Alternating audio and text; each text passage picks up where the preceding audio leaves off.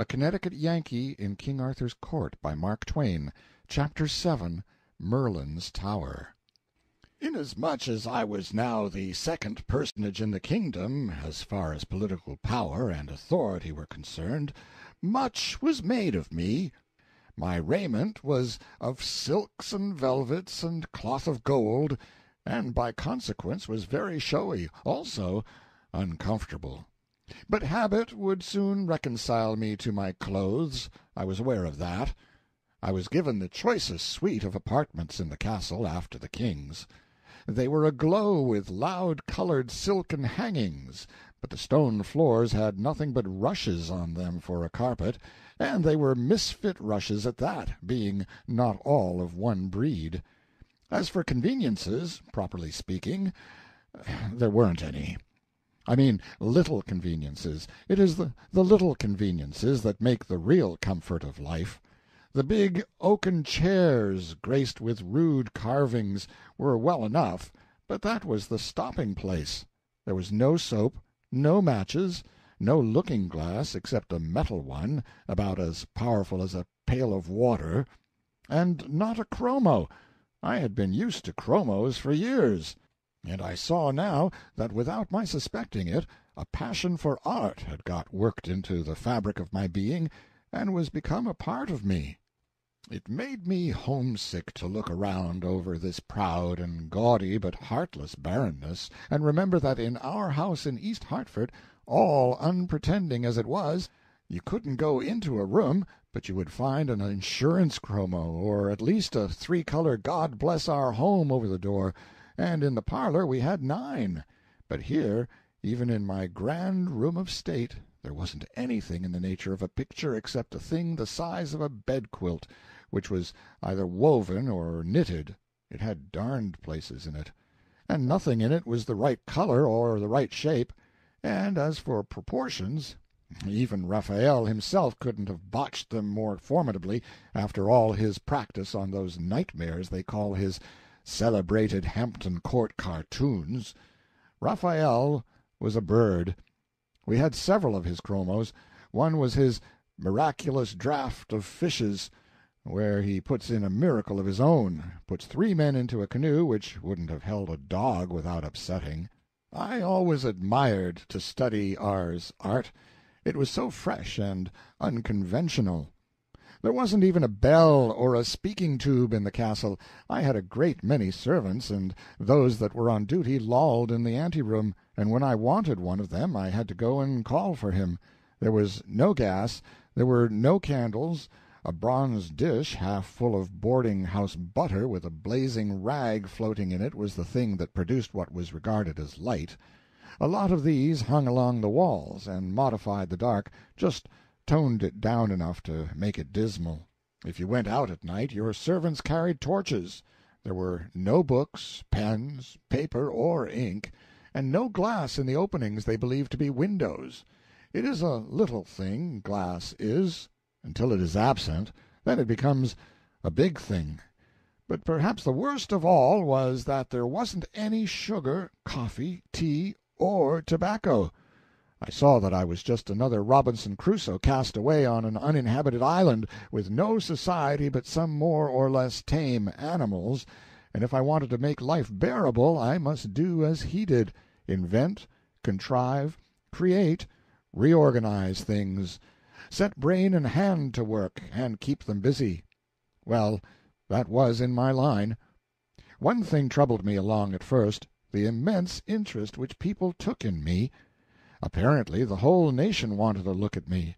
It soon transpired that the eclipse had scared the British world almost to death, that while it lasted the whole country, from one end to the other, was in a pitiable state of panic, and the churches, hermitages, and monkeries overflowed with praying and weeping poor creatures who thought the end of the world was come. Then had followed the news that the producer of this awful event was a stranger, a mighty magician at Arthur's court, that he could have blown out the sun like a candle, and was just going to do it when his mercy was purchased, and he then dissolved his enchantments, and was now recognized and honored as the man who had by his unaided might saved the globe from destruction and its peoples from extinction.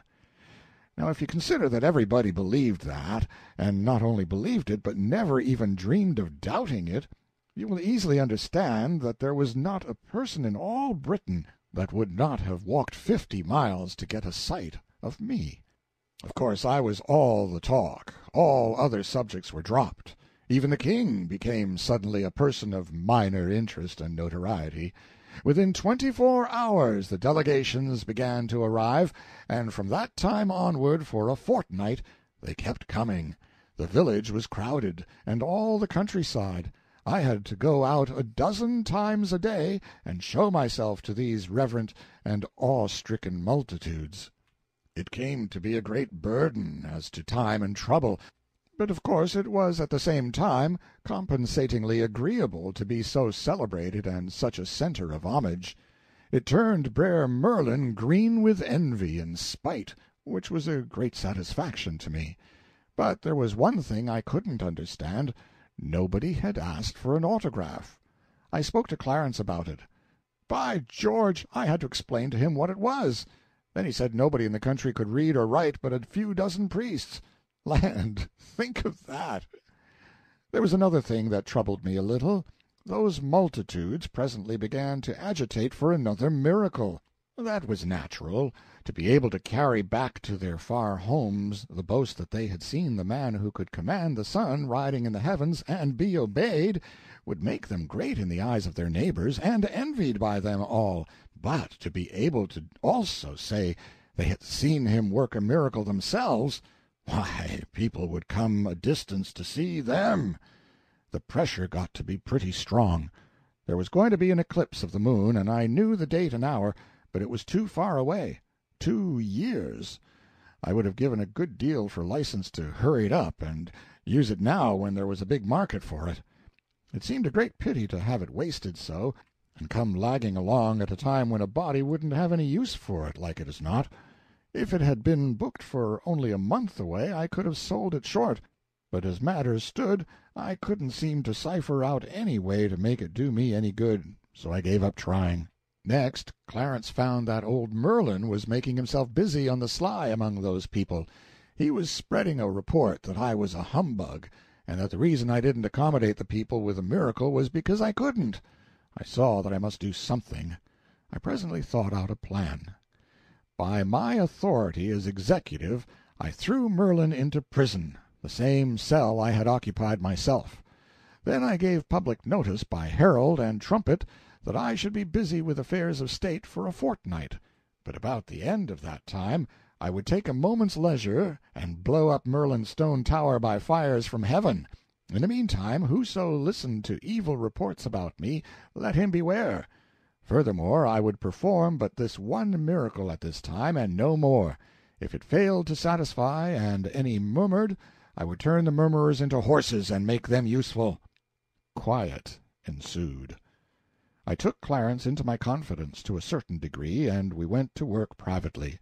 I told him that this was a sort of miracle that required a trifle of preparation, and that it would be sudden death to ever talk about these preparations to anybody. That made his mouth safe enough. Clandestinely we made a few bushels of first-rate blasting powder, and I superintended my armorers while they constructed a lightning rod and some wires. This old stone tower was very massive, and rather ruinous, too, for it was Roman, and 400 years old. Yes, and handsome, after a rude fashion, and clothed with ivy from base to summit as with a shirt of scale mail. It stood on a lonely eminence in good view from the castle, and about half a mile away. Working by night, we stowed the powder in the tower, dug stones out on the inside, and buried the powder in the walls themselves, which were 15 feet thick at the base. We put in a peck at a time in a dozen places. We could have blown up the Tower of London with these charges.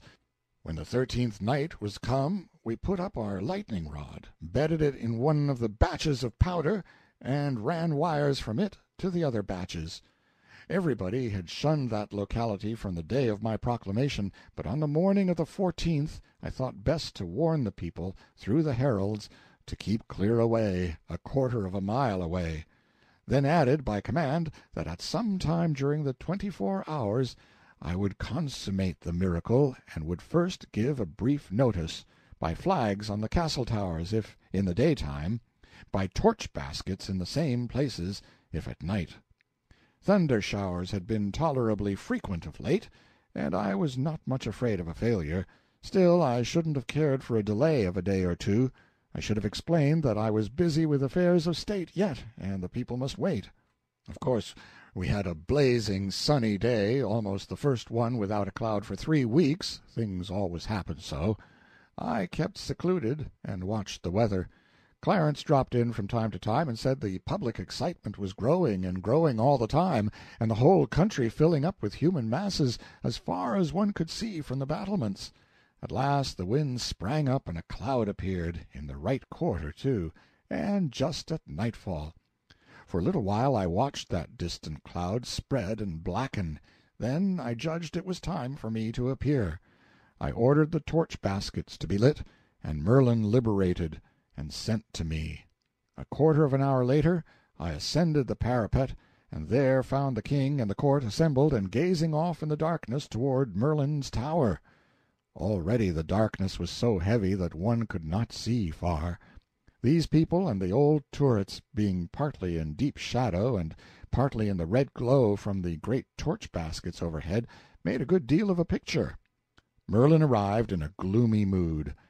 I said, "You wanted to burn me alive when I had not done you any harm, and latterly you have been trying to injure my professional reputation. Therefore I am going to call down fire and blow up your tower. But it is only fair to give you a chance.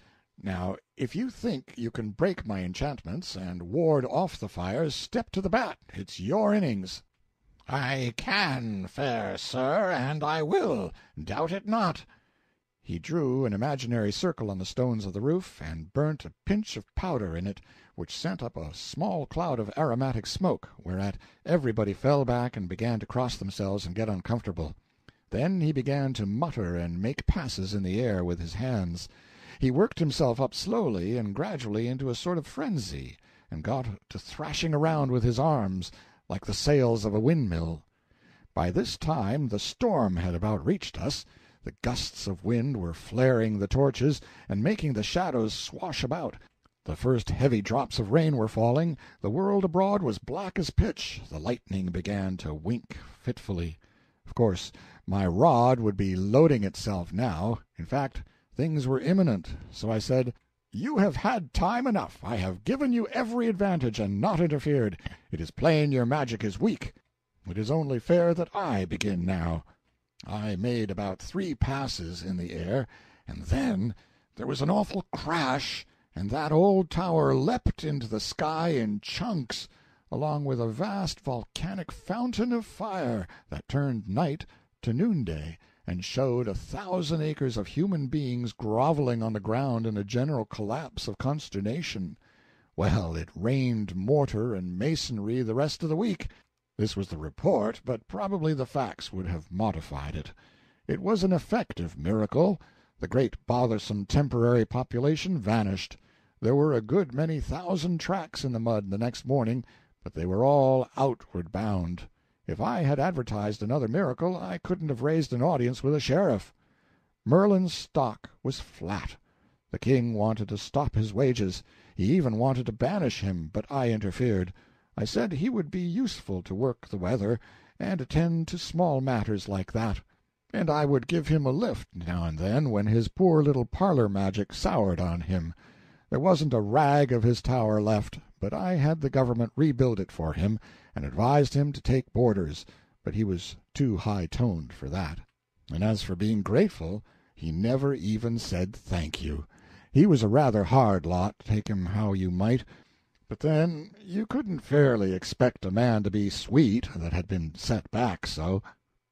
End of chapter 7. A Connecticut Yankee in King Arthur's Court, Chapter 8, The Boss. To be vested with enormous authority is a fine thing, but to have the onlooking world consent to it is a finer. The Tower episode solidified my power and made it impregnable.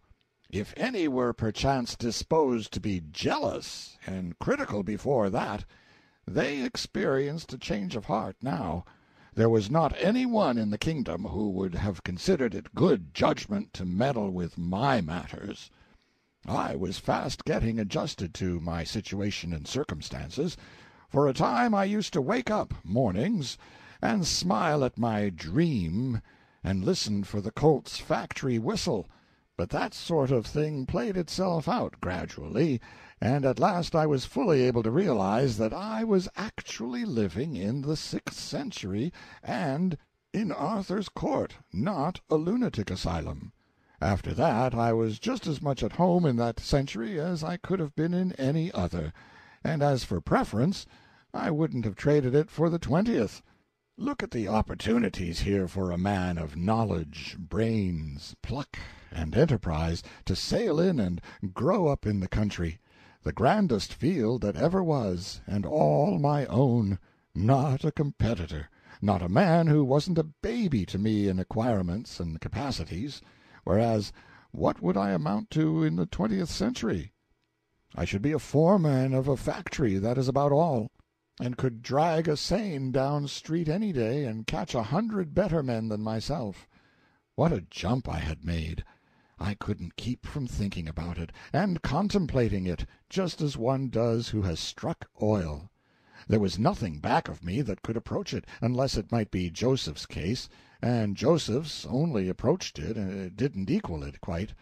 For it stands to reason that as Joseph's splendid financial ingenuities advantaged nobody but the king, the general public must have regarded him with a good deal of disfavor, whereas I had done my entire public a kindness in sparing the son, and was popular by reason of it.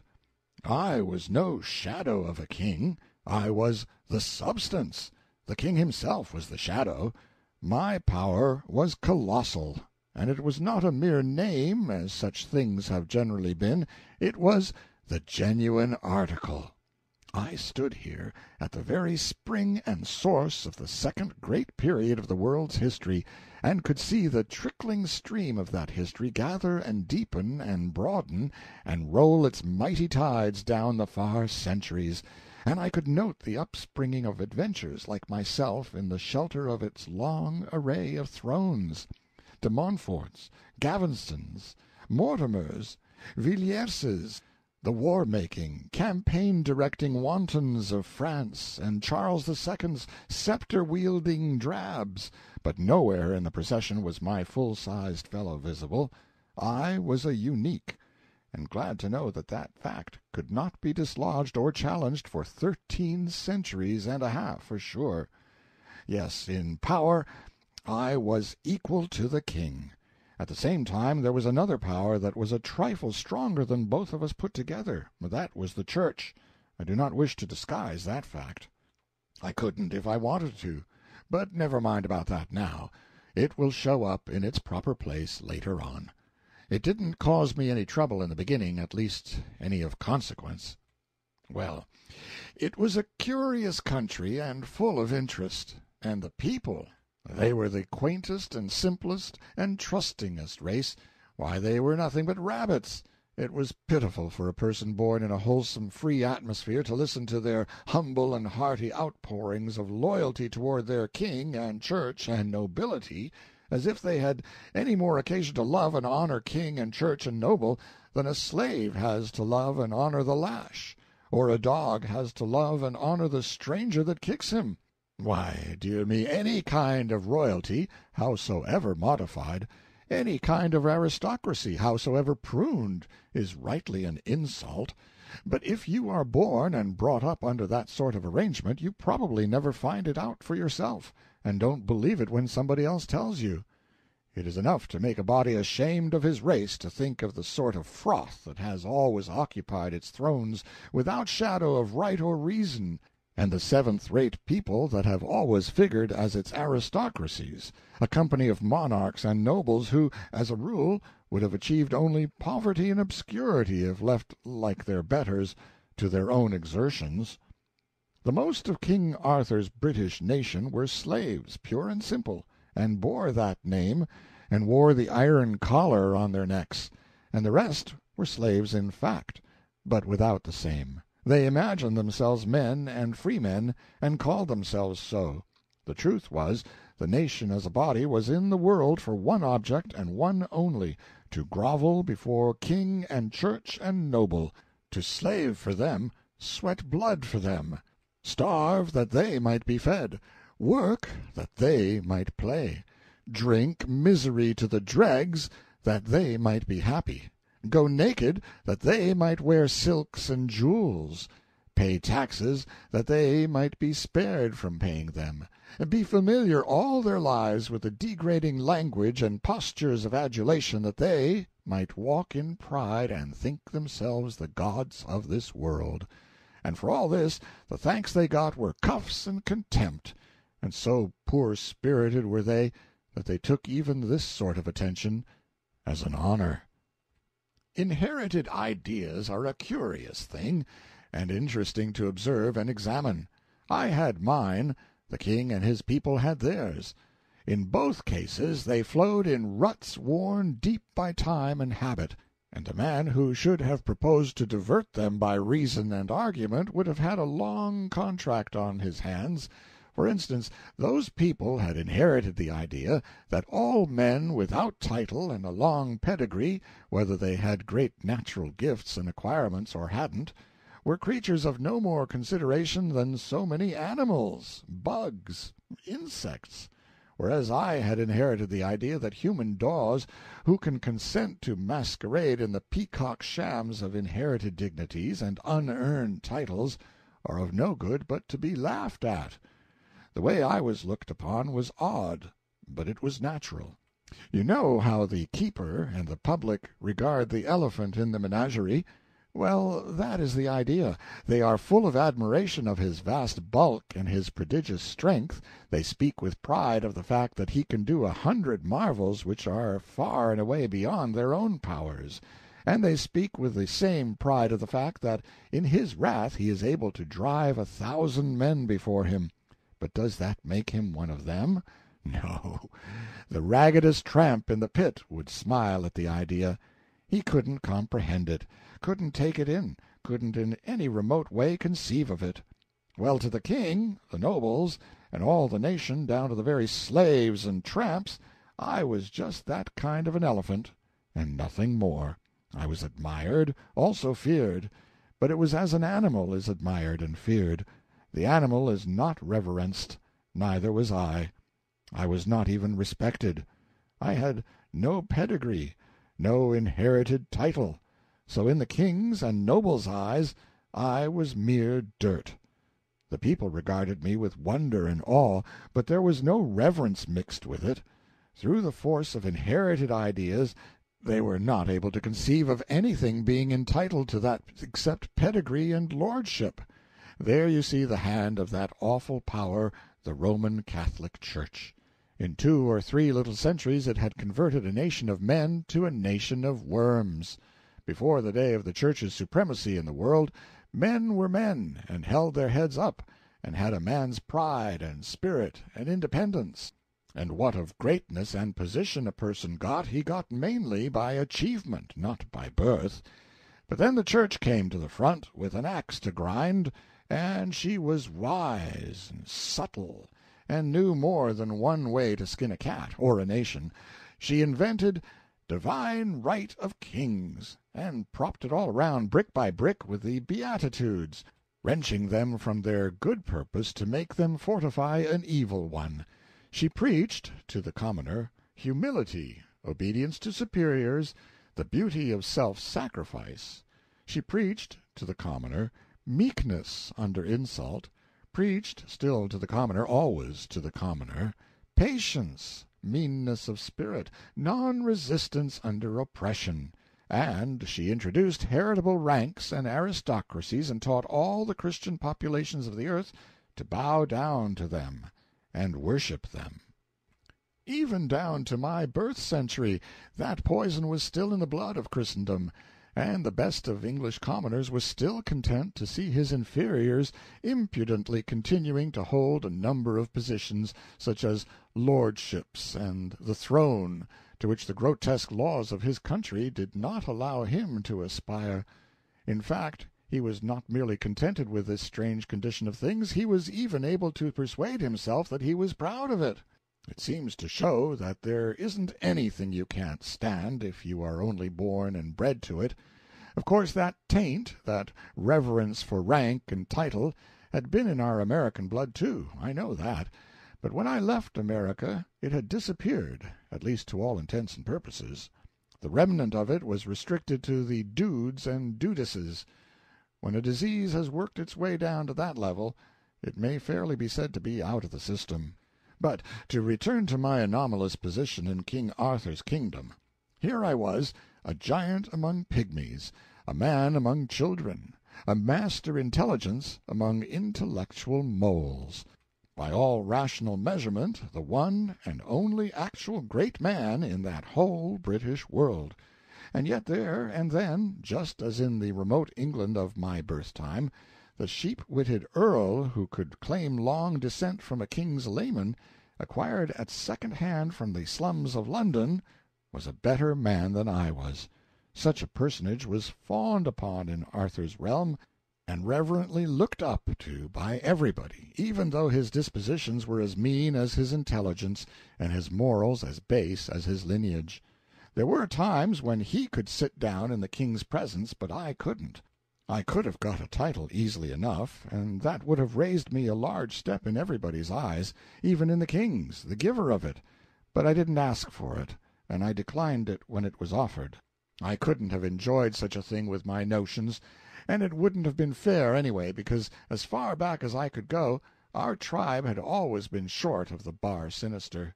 I couldn't have felt really and satisfactorily fine and proud and set up over any title except one that should come from the nation itself, the only legitimate source, and such an one I hoped to win, and in the course of years of honest and honorable endeavor I did win it and did wear it with a high and clean pride.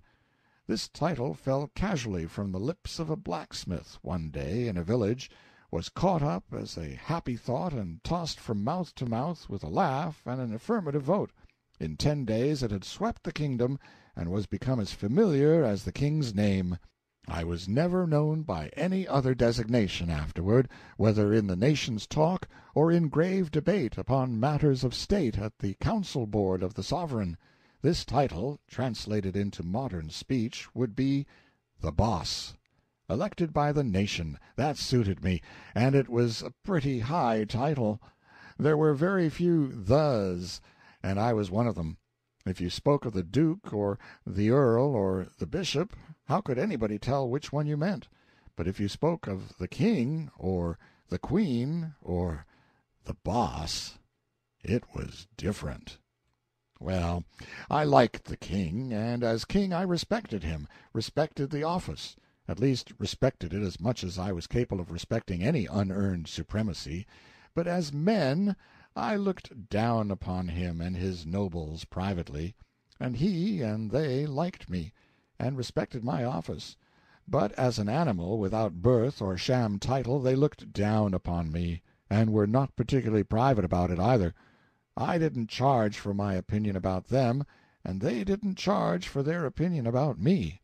The account was square, the books balanced, everybody was satisfied. End of chapter 8. A Connecticut Yankee in King Arthur's Court, by Mark Twain. Chapter 9. The Tournament.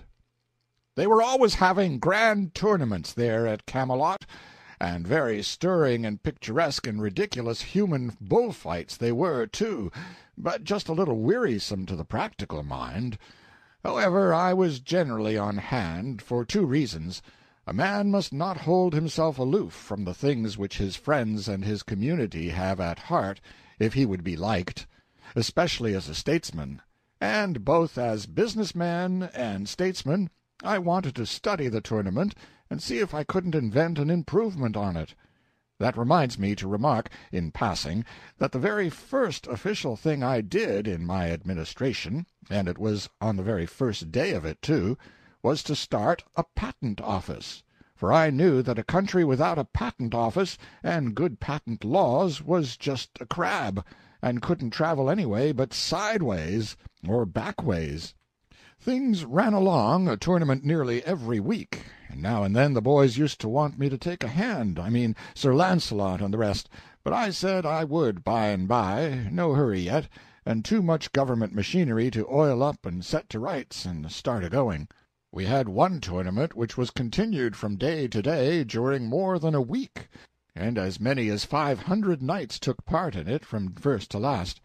They were weeks gathering. They came on horseback from everywhere, from the very ends of the country, and even from beyond the sea, and many brought ladies, and all brought squires and troops of servants. It was a most gaudy and gorgeous crowd, as to costumery, and very characteristic of the country and the time, in the way of high animal spirits, innocent indecencies of language, and happy-hearted indifference to morals. It was fight or look on, all day and every day, and sing, gamble, dance, carouse half the night, every night. They had a most noble good time. You never saw such people. Those banks of beautiful ladies, shining in their barbaric splendors, would see a knight sprawl from his horse in the lists, with a lance shaft the thickness of your ankle clean through him and the blood spouting, and instead of fainting they would clap their hands and crowd each other for a better view, only sometimes one would dive into her handkerchief and look ostentatiously broken-hearted, and then you could lay 2 to 1 that there was a scandal there somewhere, and she was afraid the public hadn't found it out. The noise at night would have been annoying to me ordinarily, but I didn't mind it in the present circumstances, because it kept me from hearing the quacks detaching legs and arms from the day's cripples. They ruined an uncommon good old cross-cut saw for me, and broke the sawbuck too, but I let it pass. And as for my axe, well, I made up my mind that the next time I lent an axe to a surgeon I would pick my century. I not only watched this tournament from day to day, but detailed an intelligent priest from my Department of Public Morals and Agriculture, and ordered him to report it, for it was my purpose, by and by, when I should have gotten the people along far enough, to start a newspaper. The first thing you want in a new country is a patent office, then work up your school system, and after that, out with your paper. A newspaper has its faults, and plenty of them, but no matter. It's hark from the tomb for a dead nation, and don't you forget it. You can't resurrect a dead nation without it. There isn't any way. So I wanted to sample things, and be finding out what sort of reporter material I might be able to rake together out of the 6th century when I should come to need it. Well, the priest did very well, considering. He got in all the details, and that is a good thing in a local item. You see, he had kept books for the undertaker department of his church when he was younger, and there, you know, the money's in the details. The more details, the more swag. Bearers, mutes, candles, prayers, everything counts. And if the bereaved don't buy prayers enough, you mark up your candles with a forked pencil, and your bill shows up all right. And he had a good knack at getting in the complimentary thing here and there about a knight that was likely to advertise. No, I mean a knight that had influence. And he also had a neat gift of exaggeration, for in his time he had kept door for a pious hermit who lived in a sty and worked miracles. Of course, this novice's report lacked a whoop and crash and lurid description, and therefore wanted the true ring. But its antique wording was quaint and sweet and simple, and full of the fragrances and flavors of the time, and these little merits made up in a measure for its more important lacks. Here is an extract from it. Then Sir Brian de les Isles and Grummore Grummerson, knights of the castle, encountered with Sir Aglovale and Sir Tor, and Sir Tor smote down Sir Grummore Grummerson to the earth. Then came Sir Carados of the Dolorous Tower, and Sir Turquine, knights of the castle, and there encountered with them Sir Percival de Galis and Sir Lamorak de Galis. that were two brethren, and there encountered Sir Percivale with Sir Carados, and either brake their spears unto their hands, and then Sir Turquine with Sir Lamorak, and either of them smote down other, horse and all, to the earth, and either parties rescued other and horsed them again. And Sir Arnold and Sir Gauter, knights of the castle, encountered with Sir Blandolus and Sir Kay, and these four knights encountered mightily, and brake their spears to their hands. Then came Sir Pertolope from the castle, and there encountered with him Sir Lionel, and there Sir Pertolope the Green Knight smote down Sir Lionel, brother to Sir Launcelot. All this was marked by noble heralds, who bare him best, and their names. Then Sir Bleoberis brake his spear upon Sir Gareth, but of that stroke Sir Bleoberis fell to the earth. When Sir Galihodin saw that, he bade Sir Gareth keep him, and Sir Gareth smote him to the earth. Then Sir Galahad gat a spear to avenge his brother, and in the same wise Sir Gareth served him. And Sir Dinadan and his brother La Cote Male Tail, and Sir Sagramore le Desirous, and Sir Dodinas le Savage, and all these he bare down with one spear.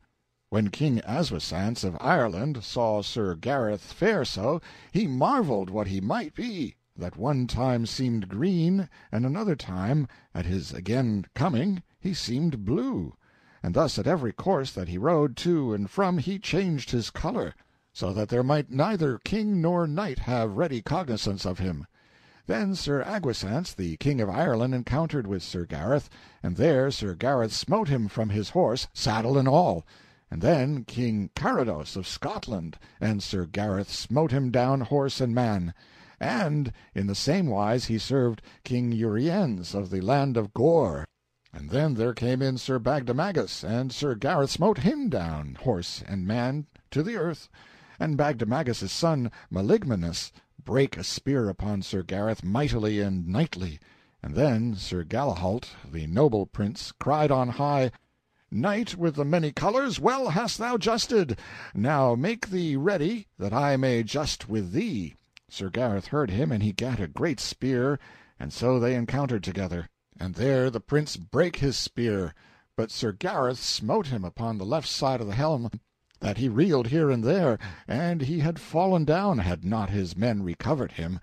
Truly, said King Arthur, that knight with the many colours is a good knight. Wherefore the king called unto him Sir Launcelot, and prayed him to encounter with that knight.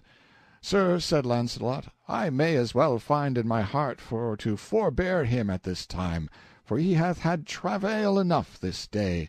And when a good knight doth so well upon some day, it is no good knight's part to let him of his worship. And, namely, when he seeth a knight hath done so great labour, for peradventure, said Sir Launcelot, his quarrel is here this day, and peradventure he is best beloved with this lady of all that be here, for I see well he paineth himself, and enforceth him to do great deeds, and therefore, said Sir Launcelot, as for me, this day he shall have the honour. Though it lay in my power to put him from it, I would not. There was an unpleasant little episode that day, which for reasons of state I struck out of my priest's report. You will have noticed that Gary was doing some great fighting in the engagement. When I say Gary, I mean Sir Gareth. Gary was my private pet name for him. It suggests that I had a deep affection for him, and that was the case. But it was a private pet name only, and never spoken aloud to any one, much less to him. Being a noble, he would not have endured a familiarity like that from me. Well, to proceed. I sat in the private box set apart for me as the king's minister. While Sir Dinadan was waiting for his turn to enter the lists, he came in there and sat down and began to talk, for he was always making up to me, because I was a stranger, and he liked to have a fresh market for his jokes, the most of them having reached that stage of wear where the teller has to do the laughing himself while the other person looks sick. I had always responded to his efforts as well as I could, and felt a very deep and real kindness for him, too, for the reason that if by malice of fate he knew the one particular anecdote which I had heard oftenest, and had most hated and most loathed all my life, he had at least spared it me. It was one which I had heard attributed to every humorous person who had ever stood on American soil, from Columbus down to Artemus Ward. It was about a humorous lecturer who flooded an ignorant audience with the killingest jokes for an hour and never got a laugh. And then, when he was leaving, some gray simpletons wrung him gratefully by the hand and said it had been the funniest thing they had ever heard, and "it was all they could do to keep from laughing right out in meeting." That anecdote never saw the day that it was worth the telling. And yet I had sat under the telling of it hundreds and thousands and millions and billions of times, and cried and cursed all the way through. Then who can hope to know what my feelings were to hear this armor-plated ass start in on it again, in the murky twilight of tradition, before the dawn of history, while even Lactantius might be referred to as the late Lactantius, and the Crusades wouldn't be born for 500 years yet? Just as he finished, the call-boy came, so, haw-hawing like a demon, he went rattling and clanking out like a crate of loose castings, and I knew nothing more. It was some minutes before I came to, and then I opened my eyes just in time to see Sir Gareth fetch him an awful welt, and I unconsciously out with the prayer, "I hope to gracious he's killed." But by ill luck, before I had got half through with the words, Sir Gareth crashed into Sir Sagramore le Desirous, and sent him thundering over his horse's crupper, and Sir Sagramore caught my remark and thought I meant it for him. Well, whenever one of those people got a thing into his head, there was no getting it out again. I knew that, so I saved my breath and offered no explanations. As soon as Sir Sagramore got well, he notified me that there was a little account to settle between us, and he named a day 3 or 4 years in the future, place of settlement, the lists where the offence had been given. I said I would be ready when he got back. You see, he was going for the Holy Grail. The boys all took a flyer at the Holy Grail now and then. It was a several years' cruise. They always put in the long absence snooping around in the most conscientious way, though none of them had any idea where the Holy Grail really was, and I don't think any of them actually expected to find it, or would have known what to do with it if he had run across it. You see, it was just the Northwest Passage of that day, as you may say. That was all. Every year expeditions went out Holy Grailing, and next year relief expeditions went out to hunt for them. There was worlds of reputation in it, but no money. Why, they actually wanted me to put in. Well, I should smile. End of chapter 9. A Connecticut Yankee in King Arthur's Court, by Mark Twain, Chapter 10, Beginnings of Civilization. The Round Table soon heard of the challenge, and of course it was a good deal discussed, for such things interested the boys. The king thought I ought now to set forth in quest of adventures, so that I might gain renown, and be the more worthy to meet Sir Sagramore when the several years should have rolled away. I excused myself for the present. I said it would take me 3 or 4 years yet to get things well fixed up and going smoothly. Then I should be ready. All the chances were that at the end of that time Sir Sagramore would still be out grailing, so no valuable time would be lost by the postponement. I should then have been in office 6 or 7 years, and I believed my system and machinery would be so well developed that I could take a holiday without its working any harm. I was pretty well satisfied with what I had already accomplished. In various quiet nooks and corners I had the beginnings of all sorts of industries under way, nuclei of future vast factories, the iron and steel missionaries of my future civilization. In these were gathered together the brightest young minds I could find, and I kept agents out raking the country for more all the time. I was training a crowd of ignorant folk into experts in every sort of handiwork and scientific calling. These nurseries of mine went smoothly and privately along undisturbed in their obscure country retreats, for nobody was allowed to come into their precincts without a special permit, for I was afraid of the church. I had started a teacher factory and a lot of Sunday schools the first thing. As a result, I now had an admirable system of graded schools in full blast in those places, and also a complete variety of Protestant congregations, all in a prosperous and growing condition. Everybody could be any kind of a Christian he wanted to. There was perfect freedom in that matter, but I confined public religious teaching to the churches and the Sunday schools, permitting nothing of it in my other educational buildings. I could have given my own sect the preference and made everybody a Presbyterian without any trouble, but that would have been to affront a law of human nature. Spiritual wants and instincts are as various in the human family as are physical appetites, complexions, and features, and a man is only at his best, morally, when he is equipped with a religious garment whose color and shape and size most nicely accommodate themselves to the spiritual complexion, angularities, and stature of the individual who wears it. And, besides, I was afraid of a united church. It makes a mighty power, the mightiest conceivable, and then when it by and by gets into selfish hands, as it is always bound to do, it means death to human liberty and paralysis to human thought. All mines were royal property, and there were a good many of them. They had formerly been worked as savages always worked mines, holes grubbed in the earth, and the mineral brought up in sacks of hide by hand at the rate of a ton a day. But I had begun to put the mining on a scientific basis as early as I could. Yes, I had made pretty handsome progress when Sir Sagramore's challenge struck me.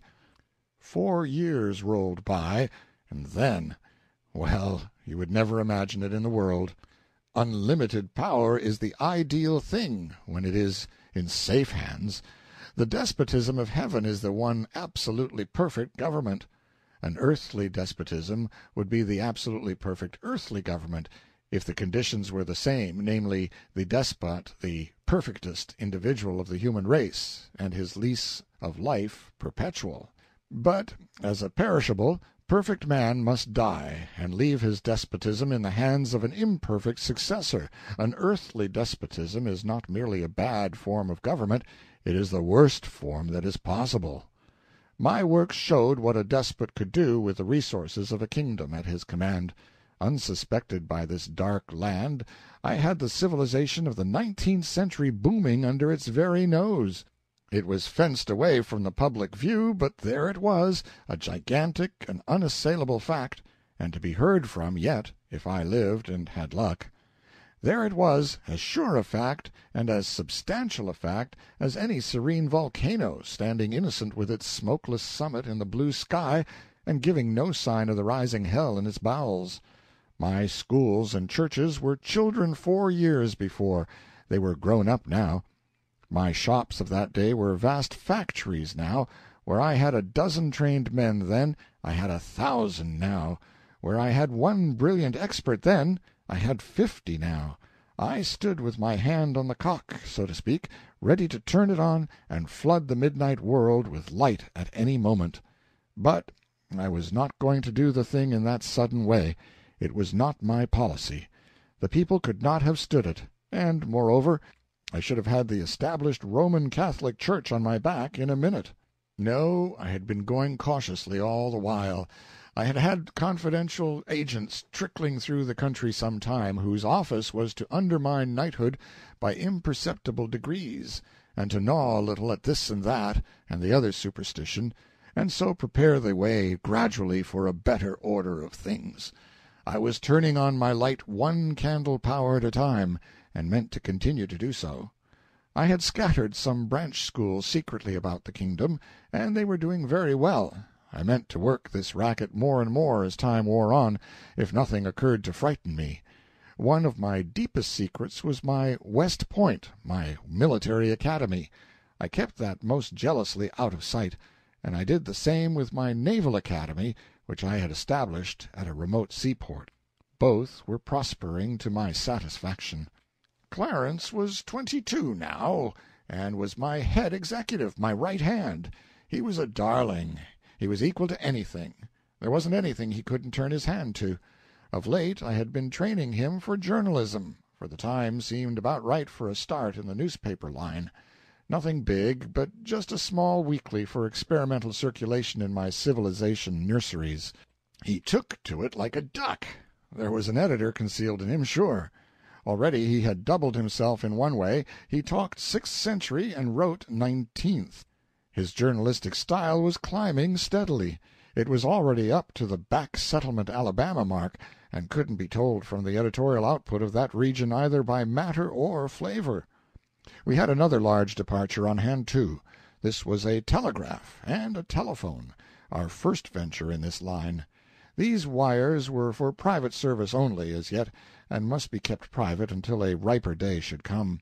We had a gang of men on the road, working mainly by night. They were stringing ground wires. We were afraid to put up poles, for they would attract too much inquiry. Ground wires were good enough in both instances, for my wires were protected by an insulation of my own invention which was perfect. My men had orders to strike across country, avoiding roads, and establishing connection with any considerable towns whose lights betrayed their presence, and leaving experts in charge. Nobody could tell you how to find any place in the kingdom, for nobody ever went intentionally to any place, but only struck it by accident in his wanderings, and then generally left it without thinking to inquire what its name was.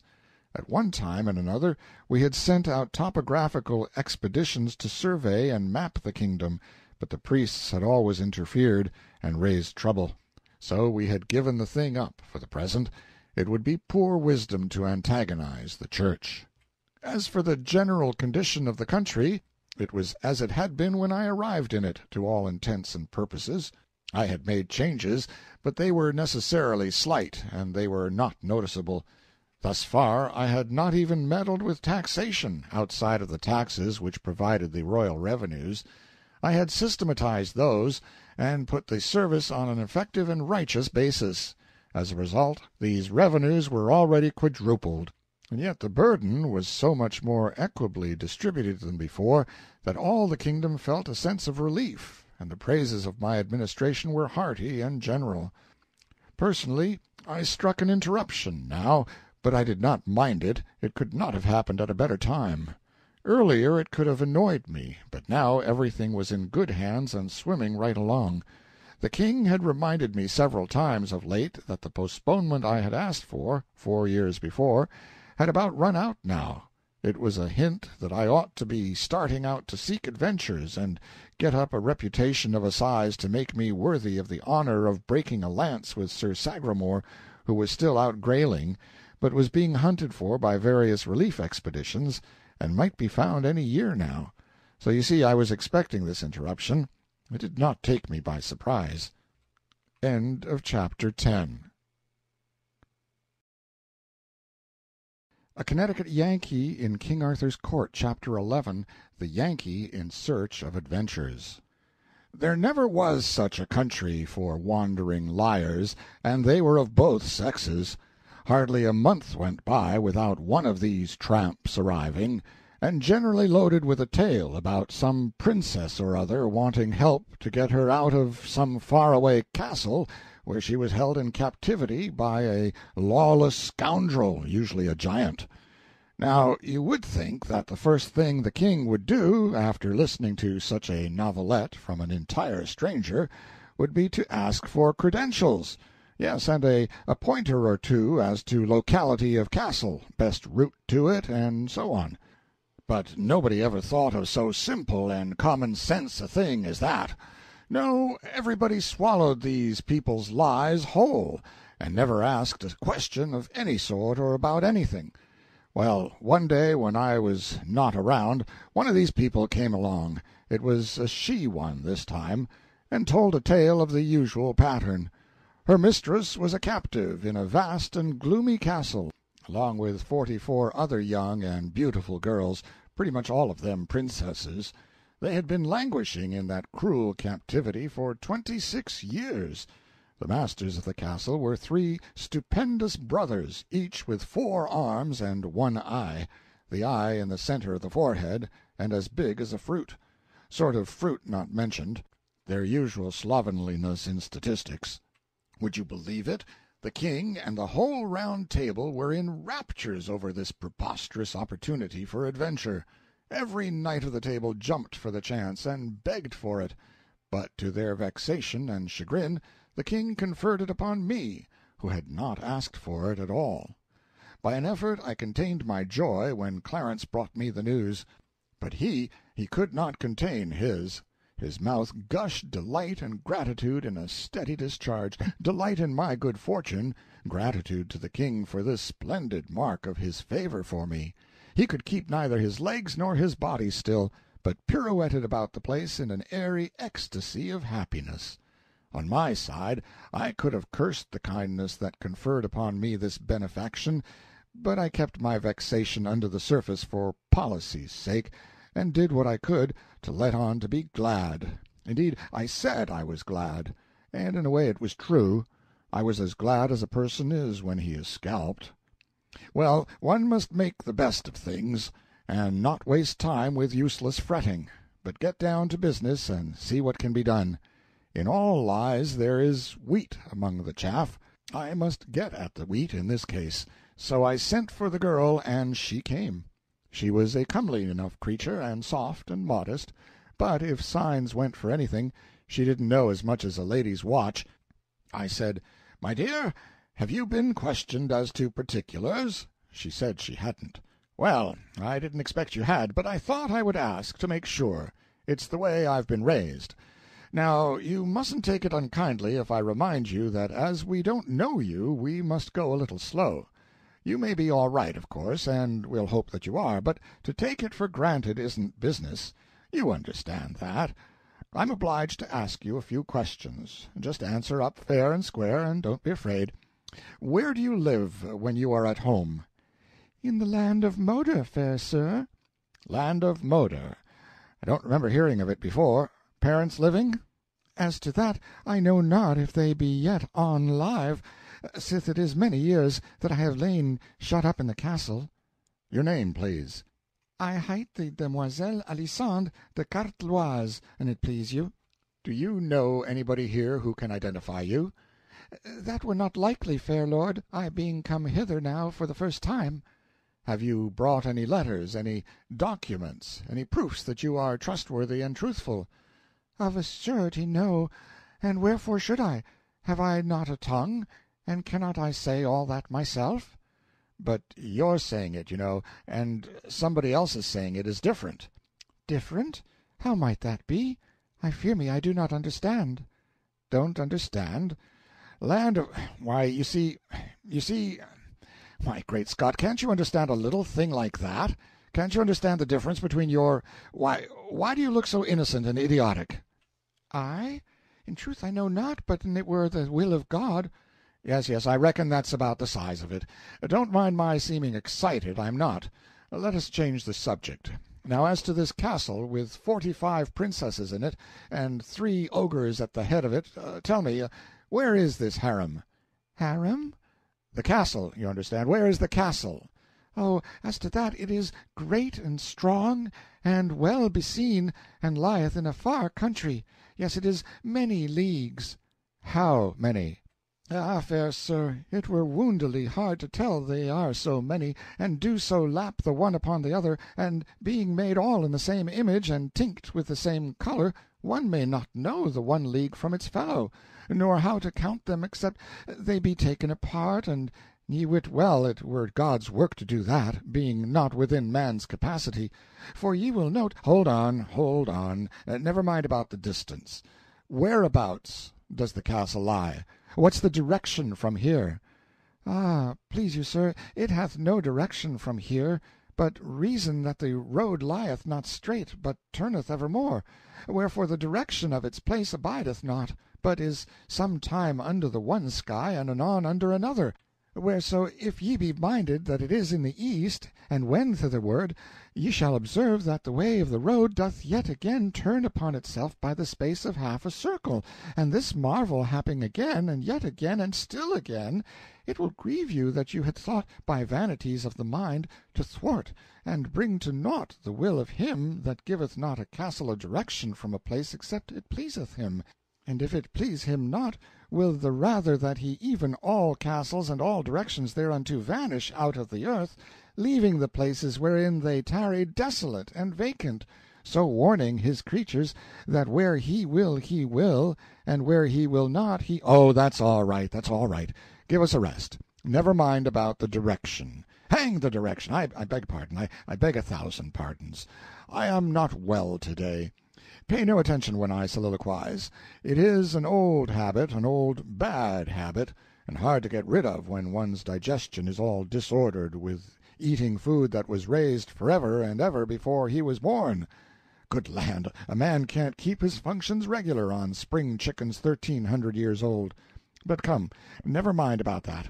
Let's, have you got such a thing as a map of that region about you? Now, a good map— Is it peradventure that manner of thing which of late the unbelievers have brought from over the great seas, which, being boiled in oil, and an onion and salt added thereto, doth— What, a map? What are you talking about? Don't you know what a map is? There, never mind. Don't explain. I hate explanations. They fog a thing up so that you can't tell anything about it. Run along, dear. Good day. Show her the way, Clarence. Oh, well, it was reasonably plain, now, why these donkeys didn't prospect these liars for details. It may be that this girl had a fact in her somewhere, but I don't believe you could have sluiced it out with a hydraulic, nor got it with the earlier forms of blasting, even. It was a case for dynamite. Why, she was a perfect ass, and yet the king and his knights had listened to her as if she had been a leaf out of the gospel. It kind of sizes up the whole party. And think of the simple ways of this court. This wandering wench hadn't any more trouble to get access to the king in his palace than she would have had to get into the poor-house in my day and country. In fact, he was glad to see her, glad to hear her tale. With that adventure of hers to offer, she was as welcome as a corpse is to a coroner. Just as I was ending up these reflections, Clarence came back. I remarked upon the barren result of my efforts with the girl. Hadn't got hold of a single point that could help me to find the castle. The youth looked a little surprised, or puzzled, or something, and intimated that he had been wondering to himself what I had wanted to ask the girl all those questions for. "Why, great guns," I said, "don't I want to find the castle? And how else would I go about it?" "La, sweet your worship, one may lightly answer that, I ween. She will go with thee. They always do. She will ride with thee." "Ride with me? Nonsense!" "But of a truth she will. She will ride with thee. Thou shalt see." "What? She browse around the hills and scour the woods with me, alone, and I as good as engaged to be married? Why, it's scandalous! Think how it would look." My, the dear face that rose before me! The boy was eager to know all about this tender matter. I swore him to secrecy, and then whispered her name— Puss Flanagan. He looked disappointed, and said he didn't remember the Countess. How natural it was for the little courtier to give her a rank. He asked me where she lived. "In East Hart—" I came to myself and stopped, a little confused, and then I said, "Never mind now, I'll tell you sometime." And might he see her? Would I let him see her some day?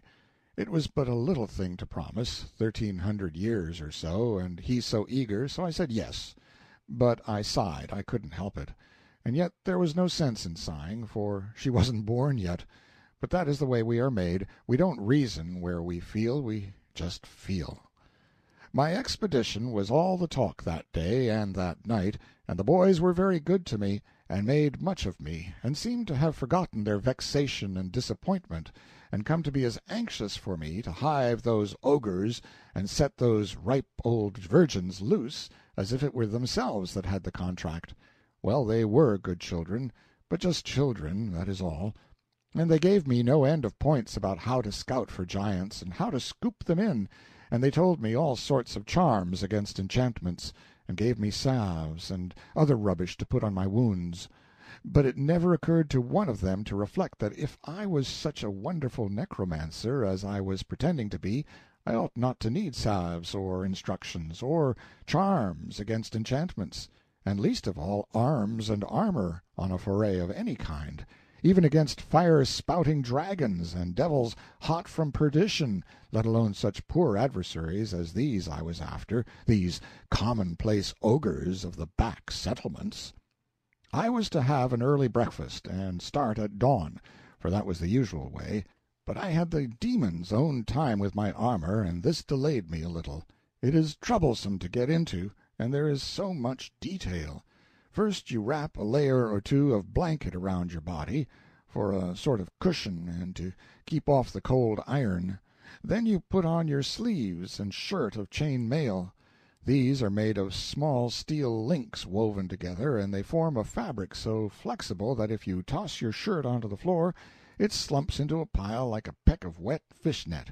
It is very heavy, and is nearly the uncomfortablest material in the world for a night-shirt, yet plenty used it for that.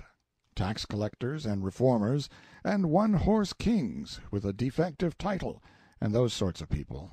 Then you put on your shoes, flatboats roofed over with interleaving bands of steel, and screw your clumsy spurs into the heels.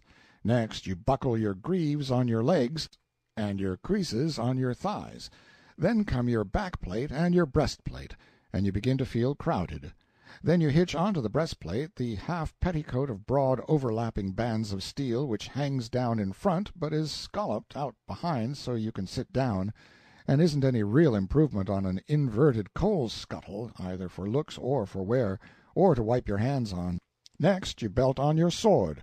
Then you put your stovepipe joints onto your arms, your iron gauntlets onto your hands, your iron rat-trap onto your head, with a rag of steel web hitched onto it to hang over the back of your neck, and there you are, snug as a candle in a candle-mold. This is no time to dance. Well, a man that is packed away like that is a nut that isn't worth the cracking. There is so little of the meat, even when you get down to it by comparison with the shell. The boys helped me, or I never could have got in. Just as we finished, Sir Bedivere happened in, and I saw that as like as not I hadn't chosen the most convenient outfit for a long trip. How stately he looked, and tall and broad and grand. He had on his head a conical steel casque that only came down to his ears, and for visor had only a narrow steel bar that extended down to his upper lip and protected his nose. And all the rest of him, from neck to heel, was flexible chain mail, trousers and all. But pretty much all of him was hidden under his outside garment, which of course was of chain mail, as I said, and hung straight from his shoulders to his ankles, and from his middle to the bottom, both before and behind, was divided, so that he could ride and let the skirts hang down on each side. He was going grailing, and it was just the outfit for it, too. I would have given a good deal for that ulster, but it was too late now to be fooling around. The sun was just up, the king and the court were all on hand to see me off and wish me luck, so it wouldn't be etiquette for me to tarry. You don't get on your horse yourself. No, if you try it, you would get disappointed. They carry you out, just as they carry a sun-struck man to the drug-store, and put you on, and help get you to rights, and fix your feet in the stirrups, and all the while you do feel so strange and stuffy and like somebody else, like somebody that has been married on a sudden, or struck by lightning, or something like that, and hasn't quite fetched around yet, and is sort of numb, and can't just get his bearings. Then they stood up the mast they called a spear in its socket by my left foot, and I gripped it with my hand. Lastly they hung my shield around my neck, and I was all complete and ready to up anchor and get to sea. Everybody was as good to me as they could be, and a maid of honor gave me the stirrup-cup her own self. There was nothing more to do now but for that damsel to get up behind me on a pillion, which she did, and put an arm or so around me to hold on. And so we started, and everybody gave us a good-bye and waved their handkerchiefs or helmets, and everybody we met going down the hill and through the village was respectful to us, except some shabby little boys on the outskirts. They said, "Oh, what a guy!" and hove clods at us. In my experience, boys are the same in all ages. They don't respect anything. They don't care for anything or anybody. They say, "Go up, bald head," to the prophet going his unoffending way in the gray of antiquity. They sass me in the holy gloom of the Middle Ages, and I had seen them act the same way in Buchanan's administration. I remember, because I was there and helped. The prophet had his bears and settled with his boys, and I wanted to get down and settle with mine, but it wouldn't answer, because I couldn't have got up again. I hate a country without a derrick. End of chapter 11.